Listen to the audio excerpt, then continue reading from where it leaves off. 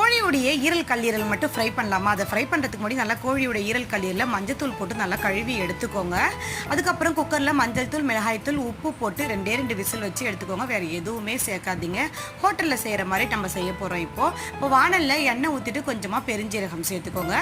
சேர்த்துட்டு ஒரு 4 பச்சை மிளகாவை கீறிட்டு சேர்த்துக்கோங்க. அப்போ தான் வெடிக்காது. அந்த பச்சை மிளகா வாசனை அந்த எண்ணெயில் சூப்பராக இருக்கும்.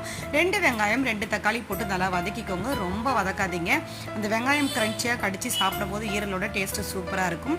கொஞ்சமாக இஞ்சி பூண்டை தட்டின மாதிரி சேர்த்துருக்க, மையை அரைச்சி சேர்க்கல. இதுவும் ஒரு டேஸ்ட்டு கொடுக்கும். கரம் மசாலாவை தூள் கொஞ்சோண்டு ஒரு 1/2 ஸ்பூன் சேர்த்துருக்கேன். நல்லா பச்சை வாசனை போகிற அளவுக்கு வதங்கிடுச்சு. அதுக்குள்ளே குக்கரில் 2 விசில் வந்துருச்சு. இப்போ நம்ம 2 விசில் வந்ததை நம்ம தண்ணியோடையே சேர்த்து நம்ம அந்த வானலில் வெங்காயம் தக்காளியோட ஊற்றிக்கிறோம். ஊற்றிட்டு சிம்லேயே வச்சு மூடி போட்டு அந்த தண்ணி சுண்டி வந்துட்டால் சூப்பராக ரெடி ஆகிடுங்க. இதில் நீங்கள் கண்டிப்பாக பெப்பர் சேர்த்து ட்ரை பண்ணி பாருங்கள். அவ்வளோதாங்க, ஹோட்டல் ஸ்டைலில் கோழியோடைய ஈரல் கல்லீரல் ரெடி ஆகிடுச்சு. நீங்களும் ட்ரை பண்ணி